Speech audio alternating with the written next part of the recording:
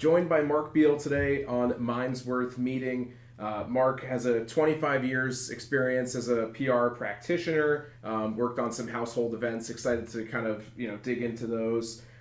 Also as a marketing and PR professor now at Rutgers, and you've also become a bit of a thought leader in the space, publishing some books on Gen-Z. Yep. So excited to touch on all those things today.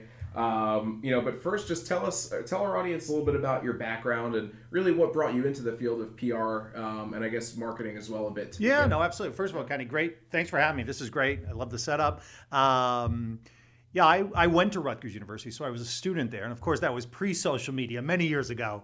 But I was a media junkie. I loved media, loved sports, this idea of marketing and public relations. So while I was an undergraduate, worked at WNBC Radio, helped produce one of the first ever major sports shows every evening from 7 to midnight. Wrote for the Asbury Park Press. So while I was in college, I was writing for a daily newspaper, just stringing for them. And worked in the athletic department at Rutgers University in communications. But it was between my junior and senior year, and so I'll date myself. But the summer of '88, that was my big year. I've got to write a song about that. But the summer of '88, I had this routine where lived in New Brunswick at campus, got on a 7 o'clock or so train to New York, and interned at an agency called Mike Cohen Communications, sports PR agency. Some of my first clients there were things like the Arena Football League. Worked there from, say, 9 to 5 or so, literally raced to 30 Rock. And I got there by about 5:30, 6 o'clock, and then worked there until midnight helping produce the show. Raced from there to Penn Station, caught a 12:30 train, was back in New Brunswick, 1:15, napped, did it over again. That was my summer of '88. Wow. And so I loved it. So again, it was media, it was marketing, and all those things. And most of it was sports related. But it was after day one at that agency, I walked out of there and said, this is actually what I want to do. I don't want to cover sports. I don't want to cover the news. I actually want to create the news. And there was such a fire inside me after day one where I came out. I was like, no, this is exactly what I want to do. This is the kind of stuff I want to do. So I went back to campus, continued to work in the communications department at Rutgers Athletics. And I knew that was my focus then. So it was no longer being a broadcaster or a journalist or whatever, even though I was a journalism major. And that led to 25 plus years in an agency in New York, where the focus were brands that were investing in sports and entertainment properties at the highest level, the Olympic Games, the World Cup, the Super Bowl, Major League Baseball, and helping those brands activate campaigns around those major properties. No, that's fascinating. And I'd love to talk to you offline because nobody cares about my background, but I began actually interested in sports journalism, and I also interned at NBC in their communications department. I feel like we have a bunch of similarities. Sure, absolutely. As far as our background goes. But you mentioned some of the events that you worked on, right? Like the U.S. Open, the Super Bowl, the World Series. Any favorite stories from those? Maybe celebrity run-ins? Absolutely. Or, absolutely. Like that well, we always, partnered with celebrities as spokespersons. So whether they were legendary athletes, legendary Olympians, actors, actresses, whatever they might be. So I'll give you a couple quick stories. So 2005, I think it was, my client was AmeriQuest Mortgage Company. And they tell me, hey, we're going to be the sponsor of the Rolling Stones Bigger Bang Tour. It's great, wonderful, this is tremendous.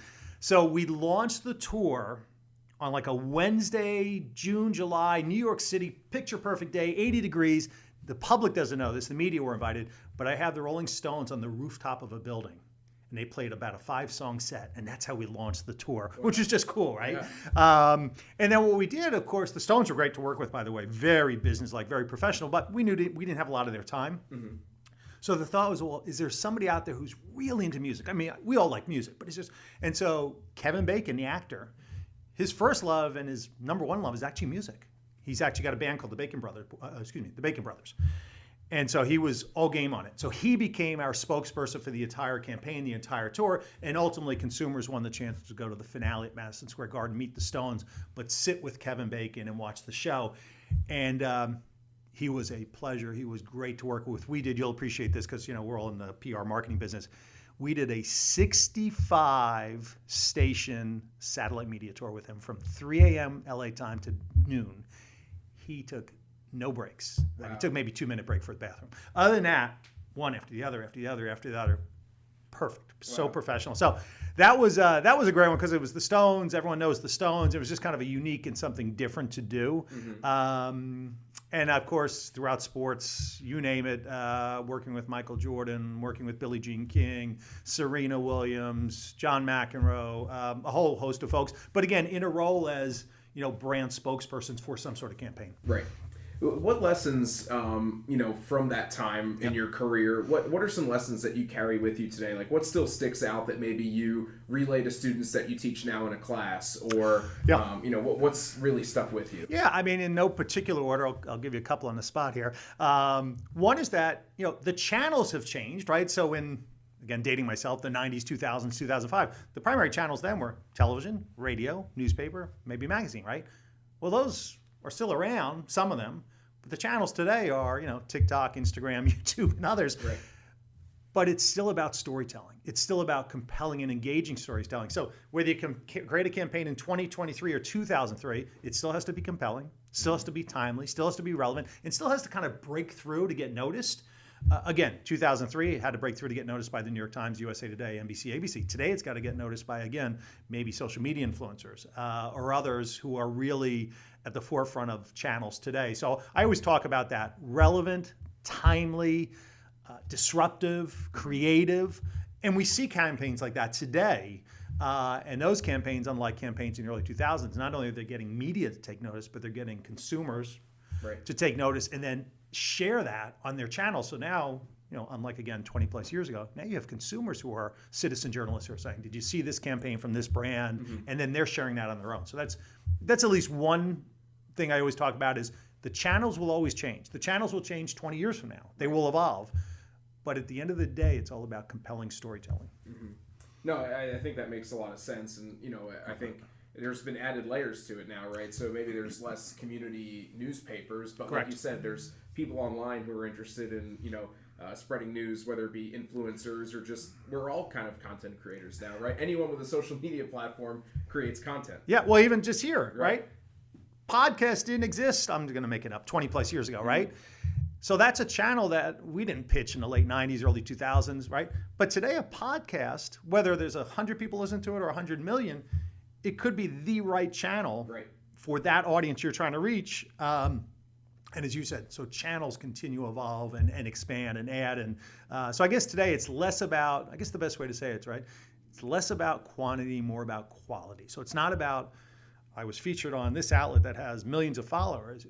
I was featured on this particular channel that has the right 1,000, 2,000, 3,000 followers, whatever it might be. Yeah, I wish I could bring you in to speak to some of our clients because, we always tell them, right, that, being on the front page of USA Today, one, it usually won't be for a good thing, right? Yeah. But regardless of that, it may not be hitting your audience. They may have 40 million viewers, but how many of them are, going to buy your product or are going to, sign a contract to work with you? It could be, to your point, I mean, again, we're just kind of making this up, but it could be a thought leader in the small business space. And to your point, a podcast that has a couple thousand followers but hones in on small business might be the right place to be as opposed to, I don't know, maybe buried on the back page of the Wall Street Journal.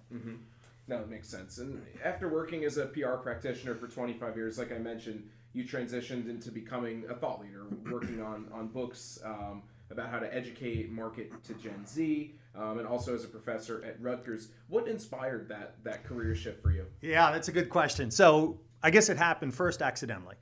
2013, Rutgers called, said, hey, we're going to put more of a focus on public relations. We're actually making it a concentration, so we're going to offer more courses. Would you be interested in teaching one course? I hadn't really given it much thought before that, and I said, I'd love to go back to my school. I'd love to bring my lessons, experiences, campaigns. Love to do it. So I said, yeah, count me in. And one turned to two, two turned to three. And then by 2019, they said, would you like to become a full-time professor? And so at that point, I was 30 years into my career, and I thought, not a bad time for a transition to maybe this new career where I can take all that experience from 30 years and then share it with students and help them then make the transition to the career. So that's how it happened. Wasn't really planned initially. Wasn't like I'd always for years said, I want to eventually become a professor. Never even gave it a thought. But now that I'm doing it, I love it. I'm immersed in it. I love not just the teaching, but I really love mentoring and collaborating with students and helping them get internships, get jobs, those kinds of things. And then the other piece to that puzzle, again, not really planned. I finished a course in 2017, driving back to my office, and I had what I call a light bulb moment. And the light bulb moment was, millennials at that time, and for the decade prior, were the focus of just about every campaign me and my agency created. We'd get an RFP, and it was, how do we engage millennials? Right. 2005, 2010, 2000. And I was just driving away, and I said, you know what? Gen Z will become the priority 2022, 23, 24, 25. And that's all it was. It wasn't anything more than that. I didn't sit there one day and say, what's going to happen? And so I went home that day and I started a routine where every morning around 6 a.m., I just search for any articles, any surveys, any studies, and I gather them and I have a filing system. And I still do that today. And that was it. So again, it wasn't one of these, what's next? And let's focus on that. It was just a light bulb moment. And then I just jumped on it and then immersed myself in it. And I thought, I kind of have the best of both worlds. I have this experience of 30 years, but I'm actually every day with Gen-Zers. So I'm connecting, collaborating, and learning, what's trending, what's new, what's hot, all those kinds of things. Yeah, that makes sense. What were some things that you went into? Were there any assumptions that you brought into that kind of initial data survey gathering kind of thing? Were they correct? How have they changed? What have you learned? Yeah, absolutely. Yeah. Well, it's funny. I deliver keynote speeches regularly about Gen Z, and I also do 3-hour workshops. And the first question I ask in the 3-hour workshop is, to the audience, what are your perceptions of Gen Z? Because to your point, it's what do you think, right? And then throughout the 3-hour workshop, my goal is to kind of either change those perceptions or shift those. So I think initially, I wrote my first Gen Z book, I think it was 2018, and it was called Decoding Gen Z. And the focus, because I think at the time it was probably my focus was, what are they doing on their phones all day? Right. And so I think a perception was they're hanging out, they're watching videos, they're killing time. And in fact, that's not what they were doing. Yeah, they were creating and producing and distributing content, but they were actually launching companies. Right. They were creating communities of shared interest. I've got Gen-Zers who launched 501c3s, and believe it or not, they're doing it all from the palm of their hand. And so that's where that shift came from. This is not a lazy generation. This is not a generation that's just playing video games. They are entrepreneurs. They are purposeful. They are innovative. And they're embracing technology in a way that they're using it to, again, maybe launch their own company, launch a 501c3, launch a community, launch a movement. And that's where I think the biggest shift is. And that's kind of my message when I speak to audiences, whether a keynote or workshop, whatever it might be. No, that makes a lot of sense. And you've published 7 books in total, 2 of which kind of caught my attention as being targeted at Gen Z, and that's 101 lessons they've never taught you in college, and 101 lessons they never taught you in high school about going to college. What are some key takeaways that you wanted the audience to take away from this? I love that. So to your point, of the 7 books, 4 are about Gen Z, but 2 are for Gen Z. Right. And even though I authored those in 2017 and 18, they're still very popular books. So believe it or not, those were inspired by my students at Rutgers. So again, teaching in 2013, 14, 15. And after every class and by email, I would get questions, very simple, but what's the difference between a phone interview and an in-person interview? Do I send a thank you note after? What do I wear to the interview? How do I write a cover letter? How's the best way to create a resume? I did these questions over and over and over and over in a good way. Yeah. And again, I guess one day just said, I'm getting these questions. Obviously, there's a demand for the answers. Let's just convert all these questions into these 101 lessons. And so that book, that first book, which was, again, 101 Lessons I Never Taught You in College, it was really about the transition from college to career and just about all these questions that students, even today, I still get the same questions. Right. And so actually, I give that book away to every one of my students on the first day of every class. I give that book away. I've given thousands of copies away.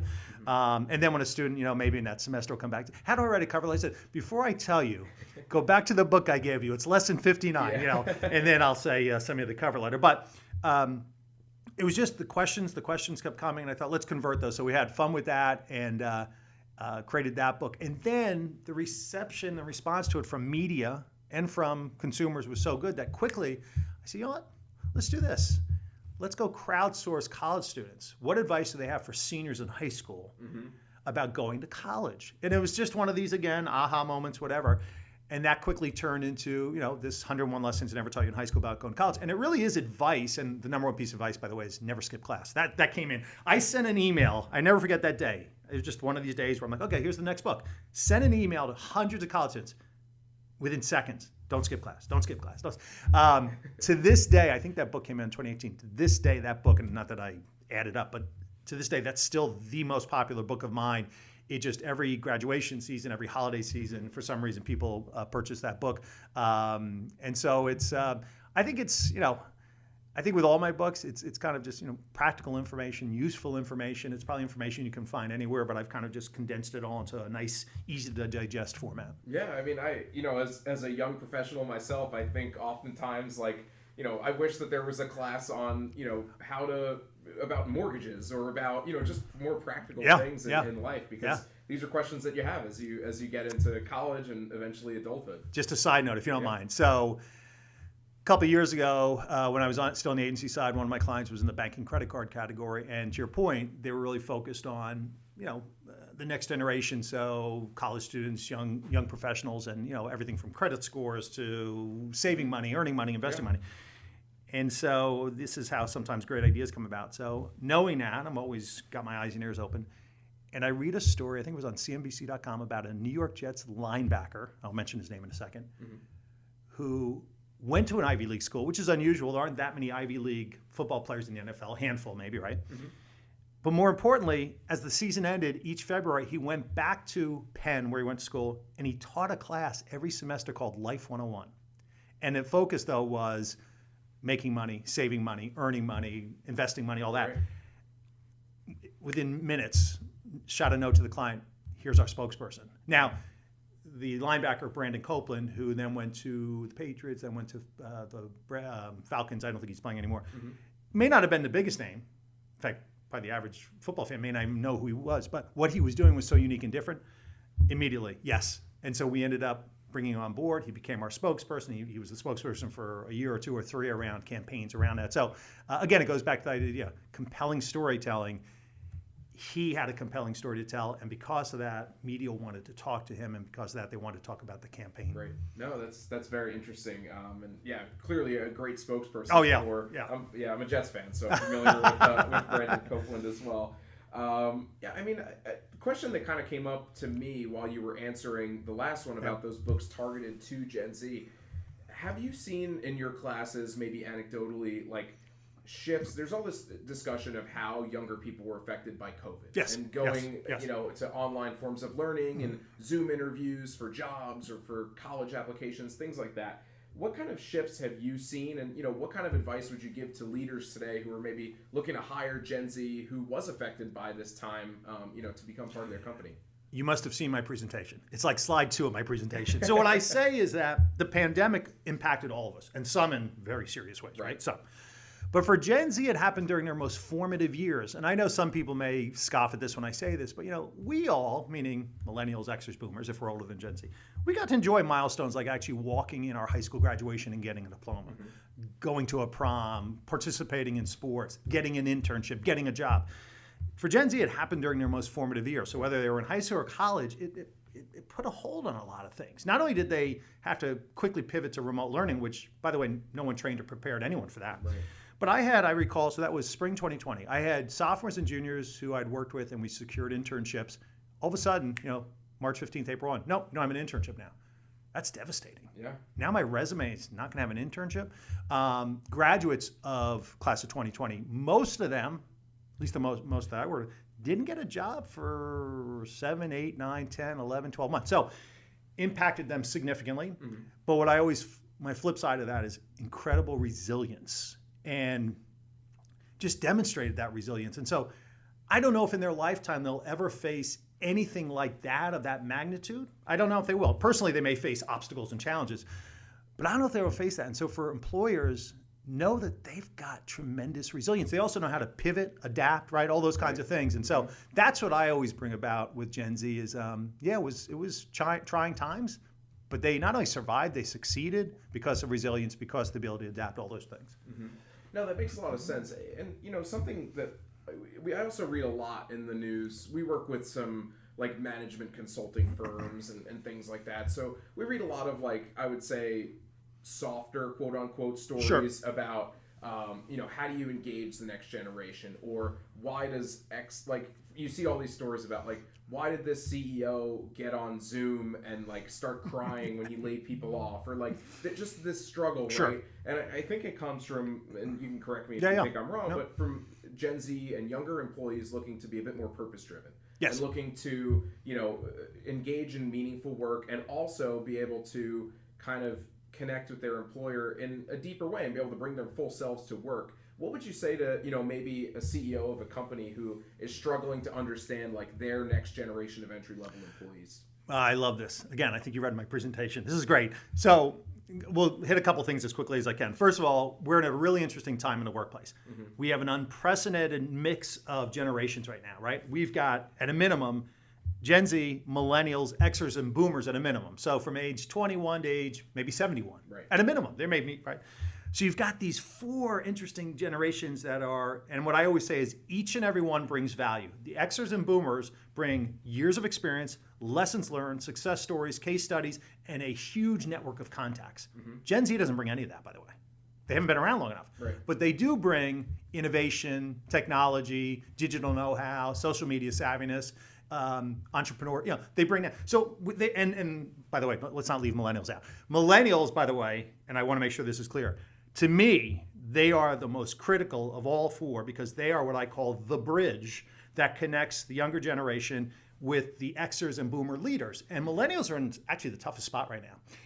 That bridge breaks, that company's breaks. Right. And so millennials are getting pressure from both ends. The pressure from the senior leaders who say, you want a promotion, you want this, but at the same time, oh, by the way, mentor managed this young generation that just showed up. And so they are that bridge. And they're in a tough spot, a challenging spot, and I give them lots of credit because they're in a pressure spot, right? So that's a little bit of a tangent. Mm-hmm. But for the Gen Zers, you're right. They are the purpose generation, and I use that term a lot, but I always have to go back to give my co-author of my second book, Engaging Gen Z, Michael Penkowski, credit. He was a sophomore at Harvard University, and we wrote a book together, and he called them the purpose generation, and I've called them that since. They're looking to join companies as employees, companies that have a higher purpose than simply let's just make some money. Right. Let's be purposeful in what we're doing. Let's contribute to a better community, better society. And so they are looking for that. I'll call that one of their key pillars along with a few others. And so for employers, CEOs, leaders, whatever it is, they've got to realize that because they will lose those employees as soon as they hire them if all it is let's make money. Nothing wrong with making money. Nothing wrong with being profitable, right? Yeah. But especially coming out of 2020, there's much more of a bigger focus on being purposeful in, again, contributing to just a better society, a better world. And if you don't do any of that, it becomes so self-serving. Right. But at least if you can show, no, we do want to be purposeful. Maybe that means taking on, pro bono accounts. Maybe it means taking on charitable accounts if you're an agency and you're doing good work in that way. That could be purposeful. Right. There's nothing wrong with it. Yeah. Mm-hmm. But you're absolutely spot on. The purpose generation, for sure. Excellent. Your most recent book, which just published, is called ZEO, yes. Which looks at Gen Z's impact kind of as they climb the corporate ladder, yep. what their leadership profiles mm-hmm. may look like. Tell us a bit more about that book. What inspired it? What are some key takeaways? Absolutely. So conducting an interview just like this in 2022, it might have been summer 22, don't hold me to the date, and I dropped ZEO more than once. I said, and I talked about it just almost to the question you asked before about this new generation of employees. And I said, I call them ZEOs. Right. And I tell, corporate leaders, empower your ZEOs. And or it might have been during the interview, the host said, what do you mean? Where'd you come up with this? I said, I'm sure I didn't come up with it. I'm sure it's out there somewhere. I don't know. And of course, later I Googled it, and it really wasn't out there. All I found was Zeo, a Power Ranger from like 1990 something. I'm like, maybe I do. Maybe I am the only one using this term. So I quickly said, I'm jumping on this. Actually, the first thing I did was I called a trademark lawyer. Mm-hmm. And I said, hey, I may be the only one using this term. And she was kind of like, yeah, great idea. But and she pushed me off. Yeah. I said, well, I'm going to write a book about this. Yeah, that's a great idea. Go ahead. Like, she didn't care. Right. Well, anyway, when I commit something, I commit. Next day, I started writing the book, ZEO. And the book is basically, it's exactly the point you're making. It's just the idea that this new generation is not going to be, and I can point the finger at my generation. I came out of college in 1989. When we came out of college, it was kind of like, do your job, complete the task, report at the end of the day. It wasn't, be an entrepreneur and get a... Well, this generation isn't just going to be satisfied with sitting at their desk and completing 10 tasks today and reporting back. Right. They do want to flex that entrepreneurial spirit. They do want to be empowered. And so I always say, whether it's interns or recent hires, those are your ZEOs. They do bring value. And if you leverage that and empower them, they might actually introduce some things to your company that could change your company, transform your company. And so jumped on it right away. And with every book, I always have kind of the same process. So with that book, it was the same thing. So, all right, I got a title. What else do we have? Right. So I'm in 24, 48 hours, I'm trying to figure out what I call, and there's probably a fancier name for it, but kind of what's the architecture of the book? Like, what's the formula for the book? So to your point, going back to the 101 Lessons book, it was pretty easy. All right, I got to come up with 101 lessons about going from college to career. All right. So this one, I'm thinking, okay, what is it? And then the next day, I'm like, okay, what about this? How about it's CEO, and we go from A to Z, and so there's going to be 26 chapters, and they'll each be, I think A is advocates, C is content creators, D might be digital natives, E is entrepreneurs. And so once I had that, I'm like, okay, now I've got the formula to write the book, because now I've got to complete these 26 chapters, each tie into this ABCD theme. But without that, you're just kind of throwing spaghetti against the wall. Once you have that structure, I don't want to say it's easy, and I don't mean it that way, but once you have the structure, okay, now I've got to just write these chapters. And so on planes, on trains, anywhere I was, I'm just writing the chapters. ZEO has got a really good reaction, really good reception. People have said, really clever title, which is great. That's kind of what my hope was. Right. And it's playing off, of course, CEO, but it's point of this is kind of this new generation of employer. They will be leaders at some point. And so the message to corporate America is empower your CEOs. Don't just put them in the corner and say, complete the task. Mm-hmm. No, that makes a lot of sense. So I have to ask you, right? Are you considering an 8th book? Is there any topic that comes to mind if you had to write one, but maybe you don't have the time to at the moment? I laugh at that question because, and I have to be careful how I say this. I've never given birth, but I compare these books to giving birth. And what I mean by that, the process, and I don't know what giving birth is like, but the process is just from the moment you get the idea to then the moment you start and you commit to it. And I do commit to it. So the second I commit to it, it becomes my life. Right. Round the clock, 7 days a week. Doesn't matter where I am writing. I wake up at 5 a.m., I write. I go to bed, midnight, I'm writing. And so once it's done and published, I try intentionally not even to think about a book because it takes so much of it just takes over everything. So yesterday, I think I was just like, don't even think of it. I don't keep all ideas. I don't even want to think of an idea because it consumes you for the next year or so. Right. And I will eventually, I do have, there is a book idea, but it's not now, but eventually, and this may be 5 years from now, but there will be a book about Gen Alpha. So Gen Alpha is the next generation. Mm-hmm. I have, believe it or not, 6 grandchildren. They're all Gen Alpha. They're ages 2 through 7. So Gen Alpha right now is age 0 to 10. Way too early for a Gen Alpha book, although you'll see Ad Age and Ad Week writing now about Gen Alpha. So some people are writing about it. But way down the road, there will be a Gen Alpha book when my grandchildren become more in the 18, 19, 20, 21. So intentionally right now, there is no book idea. Mm-hmm.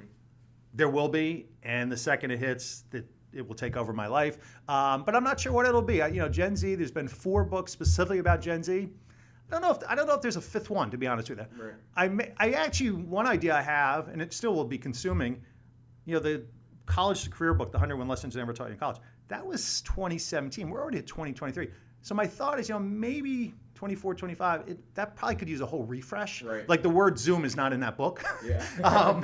So that could probably use a really nice refresh. So that's one thing I've thought about is just take that book and make it more 2025. Mm-hmm. So that may be the next one, and maybe we give it a slightly different title, but it would be really an updated version. But intentionally, I know it sounds strange, but I block ideas out right now. I don't even want to know an idea for a book at all. I don't know how long that will last. It may only last 3, 4, 5 months, but eventually I'll jump back on more. And that's, we actually do some book launches on the PR side of the business, and we say that oftentimes, they're the hardest ones to manage client expectations. Yes. Because they, like you said, right? They are like the person's child, right? The author's child. They work on them from morning to night, and the ideas in there are all theirs and things like that. Well, and they feel just like I do, that I should be on the cover of the Wall Street Journal or wherever. But each book has gotten a lot of good attention, and I guess all my books they do have a theme, right? They're all providing useful, interesting information. So in the ZEO case, it's providing that information to maybe an employer or a marketer. Mm-hmm. In the case of the 101 Lessons book, it's providing it to the Gen-Zer themselves. So I do like that theme, and I probably will keep that theme going. Yeah, practical for sure. Yeah, exactly. Couple more questions before we go. what are your thoughts overall from the work you've done on social media's impact on Gen Z? Do you think it's positive, negative, probably somewhere in the middle? Yeah. But how do you weigh? It's both. It's both. So on the positive, we've got a whole generation of content creators, right?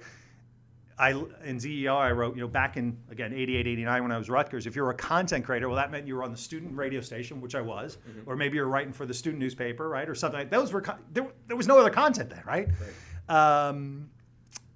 In today's world, anyone can be a content creator, and we can also convert that into a full-time job, right? As a social media specialist, content creator at an agency like this, wherever you might go. So there is positives there in many ways. I mean, like you, I love consuming content. I do spend, believe it or not, a lot of time on TikTok every day. Right. I want to see what brands are doing. I want to see what content creators are doing. There's inspiration there. Yep. The flip side, to your point, is, on social media, right, you can get lost in, especially this time of year. We're in May, June right now. So, wow, everybody else is getting jobs. Everybody else is having fun. Everyone else is living the perfect life. Yeah. And I'm not. Boy, that can contribute, again, to mental health. That can contribute to anxiety, contribute to a lot of things. So that, to me, is the flip side of, it seems like everybody's got the perfect life, the perfect world, the perfect this, which, again, that's what social media does. I'm not experiencing any of that. And so that's a concern. That's a worry. And I say that, as college graduation, we're in the middle of it. I tell each and every student, you are on your own unique journey, nobody else. And I said, so try not to get caught up in, my friend just got a job, this one just got a job, my parents are wondering when I'm going to get a job. You, don't worry, you're going to get a job. But each and every one of us is on our own unique journey. It's going to happen in our time. So try not to get caught up in that and just focus on you, where you want to go, where you want to bring your talents. But I think social media plays a role in that too. Even LinkedIn, which is funny, hopefully you'll agree. To me, LinkedIn, so for Gen-Zers, LinkedIn, they consider that part of their social media mix, even though we may consider it professional or career. But LinkedIn over the last 5 years has transformed, and it's become much more of thought leadership, sharing content, providing content. Right. So right now, when I wake up every day, including today, there was at least 5, 6, 7, 8 posts. I just got the job here. Well, if you're one who hasn't gotten your job yet, oh my gosh, that could set you back, because now, he got a job, she got a job. I still don't have a job. I don't have an interview, right? Yeah. That can be devastating. Right. And that's not just, maybe 20 people you're close with letting you know, hey, I landed this job, I'm excited. It's your 750 LinkedIn connections. I know. Right? So, I know. So positives and negatives. Right. And we've got to be, just got to be aware of that, especially with young adults. Yeah. No, that makes a lot of sense. Before I let you go, Mark, I have to ask you a token question about AI. It wouldn't be an interview. Oh, great. It wouldn't be an interview in 2023 without, talking about AI. What impact do you think ultimately, put on your practitioner hat for a second, I guess. What impact do you think it'll have on the PR and marketing industry as a whole? So I'm going to answer the question first, then I'll give you the answer you're looking for. So 2 weeks ago, I was the host / MC, whatever you want to call it, of the New Jersey Digital Marketing Conference. And I knew the first keynote speaker I was going to introduce was senior marketer from Goya, and specifically his presentation was about AI. So I get out on the stage and I'm thinking, okay, what's my icebreaker? There's 300 people in the audience. I need an icebreaker because I'm supposed to get this crowd excited and all this. And I said, hey, today you're going to hear a lot about AI and the future of AI and the future of marketing and all that. But I love focusing on HI, human interaction. I said, so anyway, in my brain, I'm like, this could either flop or it's going to go well. Right. So while AI is not going anywhere, it's only going to become bigger, let's not forget HI, human interaction. So I said, here's what I want you to do for the next 2 minutes. I know this may seem awkward because we haven't been at conferences, a lot of us, since the pandemic. For the next minute or two, I just want you to turn around anyone, left, right, front, back, who you don't know, just fist bump them, high five them, whatever. Again, it could have fallen flat. It could have been dead silence. Like, why? You want me to? They didn't stop doing it. They kept doing it for 3 minutes. And I'm like, oh, this is great. They like me, are craving a little HI. So doesn't answer the question exactly, but I think there's a balance, right? HI, human interaction, is not going away. And we still need to engage as humans like this, connect, experiences, experiential marketing, all that. But AI is not going away either. In my class, I start each of my classes with 15 to 20 minutes of what I call real-time, real-world marketing. And lately, we've talked a lot about ChatGPT and AI. Right. And one example that I've used recently, which a lot of people seem to like, is I said, so let's look at a brand that maybe has used it. So Snapple launched a campaign a month or two ago, and then Snapple for many, many, many years, as you know, always had their Snapple facts under the bottle cap. Mm-hmm. Well, they used AI, and they launched basically a way that you and I as consumers can tap into their AI and create our own customized Snapple facts. Right. All right, so pretty cool, fun, engaging, newsworthy. I might socialize that. I might say, hey, look at this great thing. So, it's going to become a bigger and bigger part of marketing, of public relations, of advertising. Only time will tell, I guess, how vast or it's interesting. As I go into meetings or presentations, I almost see this every day now. There'll be a speaker, someone will say, and so I used ChatGPT today to inform me how I should start my speech today. And so I think people are having fun with it right now, but I think agencies for sure, if they're not immersing themselves in it, understanding it, testing, learning, they're going to get left behind because it's not going away. We can compare it a little bit, maybe, when Facebook and Twitter came around, 2005, 2006, 2007, I think there were some who were early adopters. And when being early adopters, they were also early thought leaders. And then there were some like, oh, what's this social media? This, and they got left behind. And I think we're at that point now with AI, ChatGPT is either get left behind, meaning this isn't going anywhere, or immerse yourself in it, learn it, test it, try it, and become a thought leader in it. So, yeah, that's great insight. And I think that we have seen a lot of, kind of feedback from leaders and things like that, that you're right, human interaction isn't going away too, and kind of this doubling down on soft skills and like the ability to interact with one another and things like that, even in the age of ChatGPT, is going to become even more important, right? Because it's going to level some playing fields in terms of like expertise and the ability to write and things like that, because everyone's going to be using the same tool. Exactly, and to your point, and I like this, while everyone may be going right and going all in on AI, and I'm not saying not to, once in a while go left and maybe do something. So from a campaign perspective, I always look like, well, is there something maybe we can do that nobody's doing? And so maybe it's an HI campaign, even just one campaign, but it's different because everyone's going this way and we're going to do a little left turn and we're going to try this. So it'll be interesting. It's going to be interesting. Biggest thing I love is, just because we're marketers, I just love following what are brands doing? How are they using it? Whether it's Coca-Cola, whether it's Snapple, whatever brand it may be. And so we're going to see more and more of that. What is interesting, real quick, about a year ago in my classes, we talked metaverse. And I feel like now, a year later, metaverse is kind of stalled or something. Yeah. And so who knows, where that's going to go in, NFTs and all those things, because they had a lot of momentum. So I'm still not sure where we are with that. And then we talked social media. Be Real a year ago was hot and heavy with Gen Z. Hot and heavy. This time last year, Be Real's pretty much fizzled out. Right. I mean, 12 months later, Gen Z was telling me, I was on it, no longer. So it's interesting to see what comes, what goes, what has sticking power and staying power. Yeah, no, that makes a lot of sense. And I think if we had this conversation in 6 months, it would be totally different, right? So that's the amazing part. Mark, before we let you go, where can our audience find you? Where can they find your books if they're interested in I appreciate that. So all my books are on Amazon.